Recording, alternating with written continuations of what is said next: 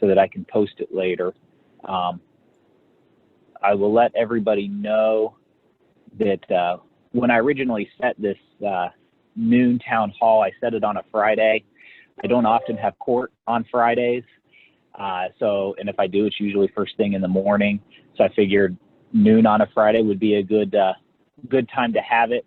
Was not anticipating needing to be in court at 1 p.m. in a different county. So this town hall isn't getting streamed right now because I'm doing it from my phone in my car in the parking lot of the Perry County Courthouse.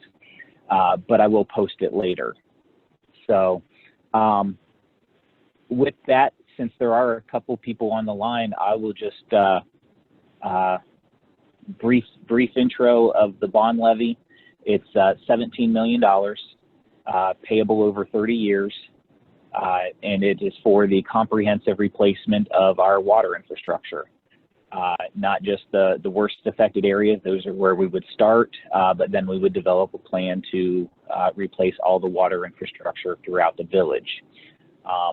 But with that, I want to make sure I get time to answer everybody's questions. So I will just open it up for a question off the bat. So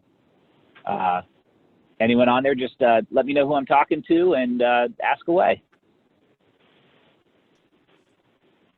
Well, I'll start. This is Melody Rezak. I live on Oak Street. Okay. I have a couple questions. One, I've seen a lot of people asking, can you let us know what grants you have applied for and where those, looking for those funds might be? So grants are difficult. I don't have an exact number because we don't track the grants that we haven't applied for because we don't qualify. We did submit the Kumler-Brown Fremont Loop project this year for a grant, and it was not accepted. This is one of the things I've actually been talking with Congressman Stiver's office about. Villages like Baltimore, we don't qualify to even apply for a lot of grants. If we apply for them, we don't qualify because they're based on, grants are scored and based on points. And one of the point factors that they look at is the number of people affected. And we're simply not big enough. If you look at a similar project in Lancaster, Columbus, we don't have the per capita to qualify. So we haven't applied for a lot of grants because there's not a lot out there that apply to us to be able to do a project like this. Unfortunately, it's just not water stuff. I think it was last year, 2 years ago, ODOT made this big spiel about they were giving so much money to the communities for roads. Well, there was a 5,000 person population minimum to apply for those. So they applied to cities and townships, but not villages. Water infrastructure grants are pretty much the same. We just don't have the per capita population density to qualify for a lot. And that's when I talked with Congressman Stiver's field rep about a month ago. That was one of my big complaints that I wanted to get to him is, yeah, it's great that, you know, the government makes money available for cities out there, but rural Ohio and rural America, we don't qualify for a lot of that. And sometimes we're the ones that need the help the most. So the short answer to your question is we haven't really, because we don't qualify for grants on that magnitude. Thank you. Well, I do. How are the funds going to be set aside so they are only, this $17 million is only spent on the water infrastructure? Good question. When we get funds, so a quick background to government funding, we have the general fund, which allows us to move money between a couple of different, like mayor's court and administration and roads and stuff like that. But utility infrastructures are enterprise funds. So for right now, when you pay your water payments, that goes into an account that can only be used for water. The wastewater portion of that goes into account that can only be used for wastewater. Levies are, since it's a specialized levy for this water infrastructure replacement, it will go into an enterprise fund like that that we can only use on the water infrastructure projects, and that'll be part of our biannual audits that the auditors will check on as well. Thank you. Brad, this is George Daft. I have a couple of questions. Yes. One is, in your letter from August 31st, a comment was made that a breakdown of the increase would be posted on the village website. I haven't been able to find that. Is it on there? It is not yet. I'm going to get, my goal is to get that up this weekend. One of the things when I sent that out that I wasn't thinking about and had to be careful of, and Barb in our office confirmed this for me, is we're not allowed to use village resources to promote the levy. So I put in the letter, hey, I'm going to put this stuff on the website, and then it hit me that the village website is a resource, and if I'm putting information about the levy on there, could we be violating a rule about that? We've confirmed that because the website exists outside of just this levy, I can put information up there on that.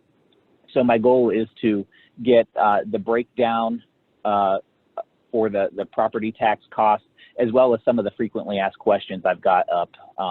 My goal is to get that up this weekend.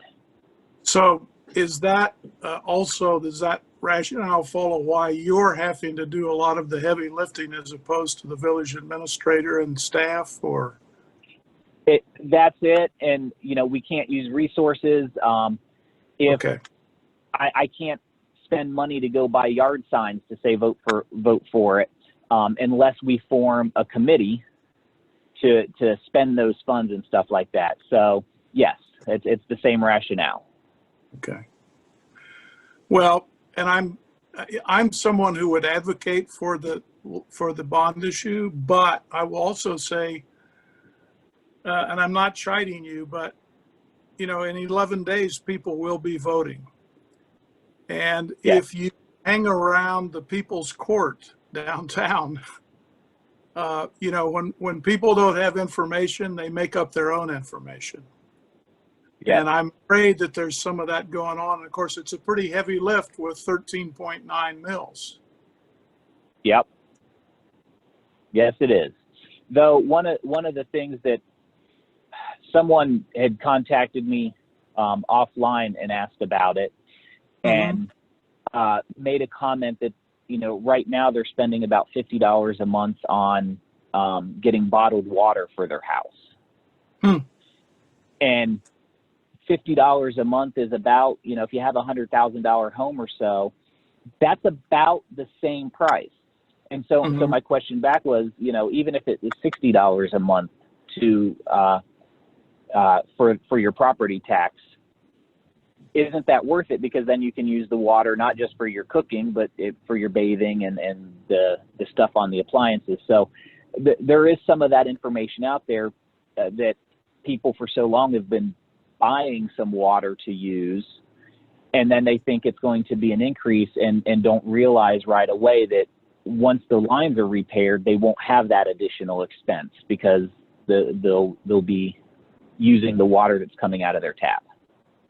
Yeah, and I in terms of just the rationale of the increase of the project, it makes a lot of sense. I mean, we need for it to happen. I'm just more concerned about people having the information to make a rational choice. Yeah, and it is rough with the early voting, especially because we can't send money. I can't send other than that letter. I can't send a, you know, that says, hey, we're having this. I can't send anything in the mail that says vote for this. Can the people elected to council, can they go out and advocate for it? Absolutely. Okay. And are some, absolutely. I know yes. Rick Foreman is. Yes. Yeah, I know Rick is. You know, I'll ask again Monday night at our council meeting if anybody's getting questions about it. But yes, they can go out. We can go out. We can talk to people, have these town halls. We just can't really spend money to promote it unless we form a committee to garner those funds. I get you. So I'm just full of questions.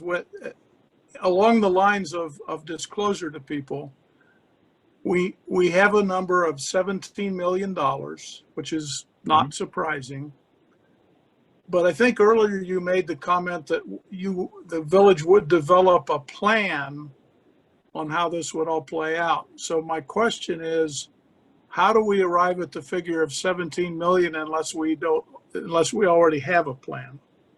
Okay. So we came up with the $17 million.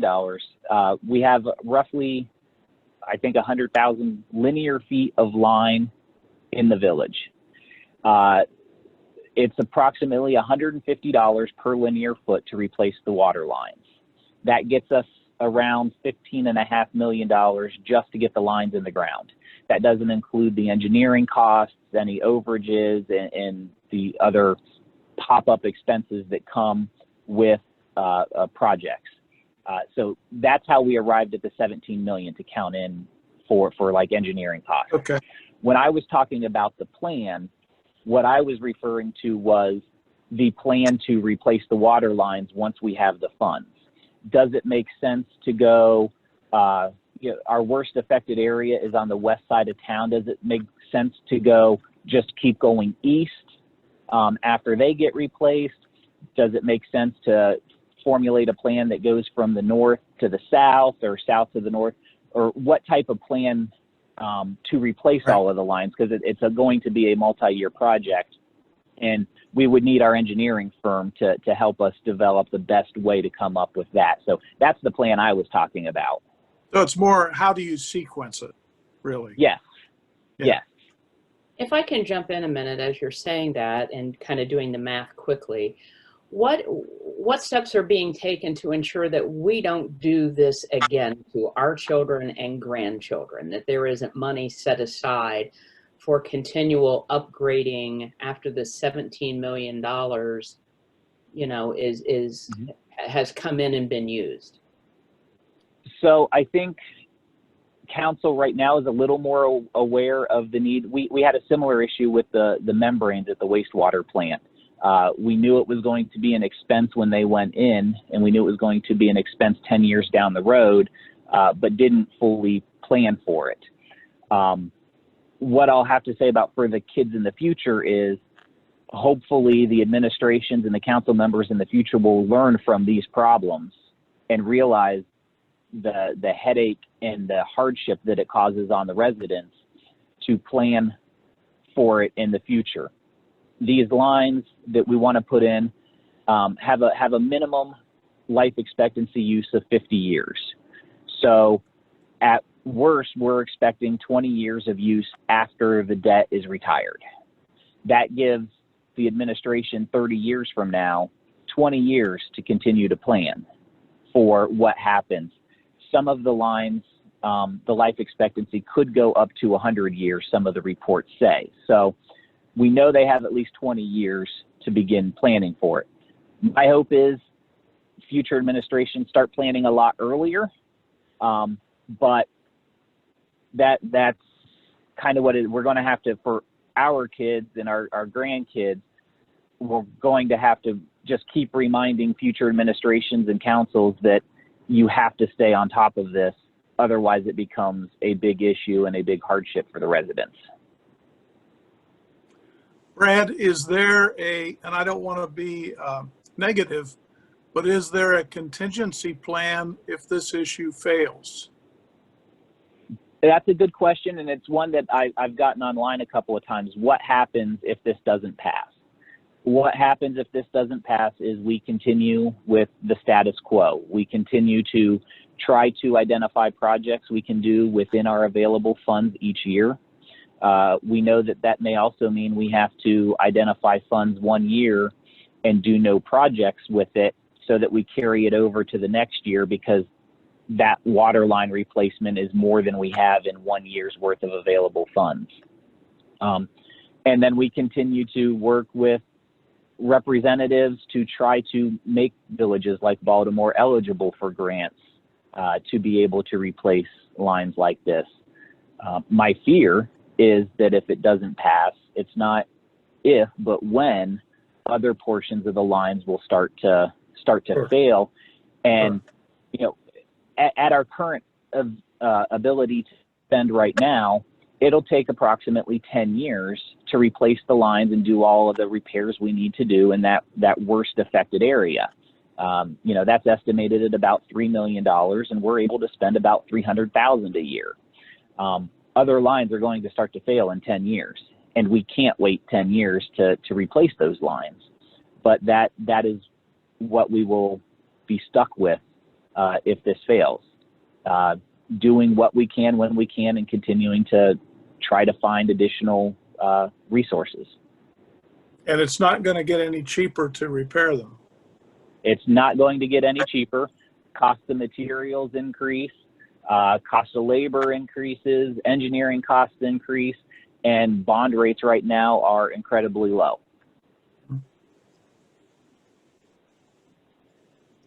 Brad, this is Robert Looney. I live on Cliff Street. One question I have, do we know if this project is going to involve, I mean, it's probably going to involve tearing up roads, I understand. But if it involves tearing up sidewalks and that sort of thing, are there any plans to generally improve the sidewalks and walkability, I guess, of the town? In conjunction with this? That good question. I can't say for sure because we are going to have to tear up roads and sidewalks may get tore up. Though most of the lines lay kind of in the roadway, so it's going to be a lot more of the road repair than sidewalk. But I don't know if working on, obviously if we tear up a sidewalk as part of the project, we can replace it. That is part of the water infrastructure funding. But if we're talking about after tearing up a line, putting in a road and then a sidewalk next to it, I don't know that that would be an appropriate use of the funds.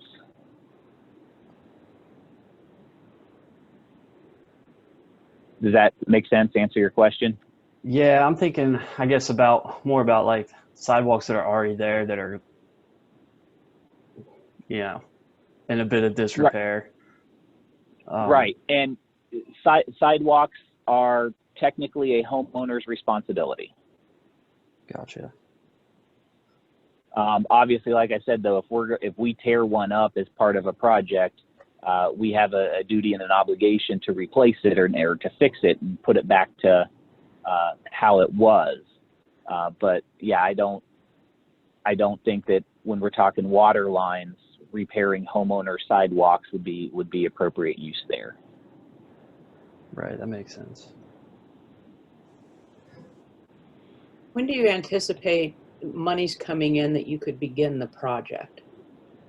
So that is a good, what do I want to say? The benefits of being a bond levy is once it passes, we can begin almost immediately because the funding is secured. We know it's coming in. It's not like a levy where we have to wait and build up a savings and then deplenish it to use it. The money is guaranteed because it's secured by bonds.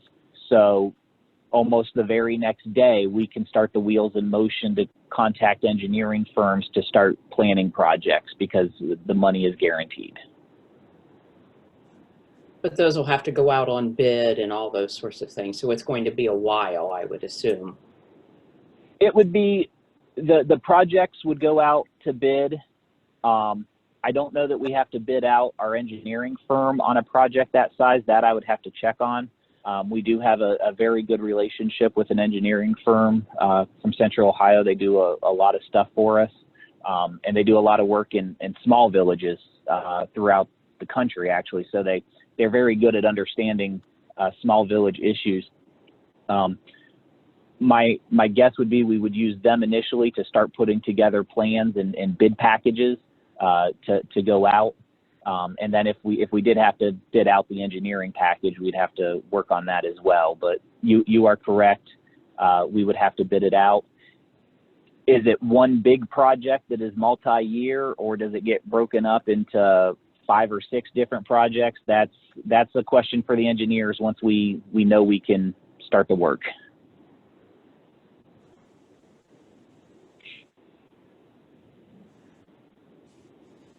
Any other questions? I will say while I'm on here, one question I did see pop up online was someone was asking about commercial property owners and if they get the opportunity to vote for or against this levy, as their choice may be.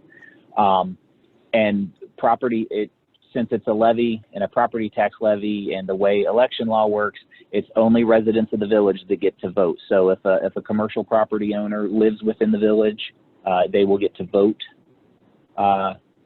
or against the levy, hopefully for. But if they're a property owner that lives outside of the village, they do not get to vote on this issue. The tax for the repayment would still apply to them. Is that right, though, for the commercial property? That is correct. It would still apply to their commercial property.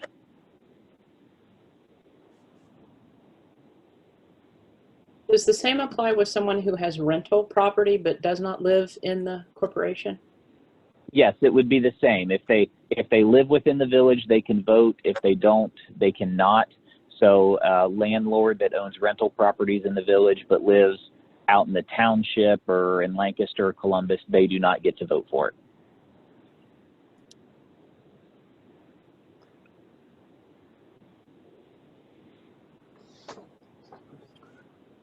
Brad, I appreciate you holding the call, and if I can help you in any way, call on me.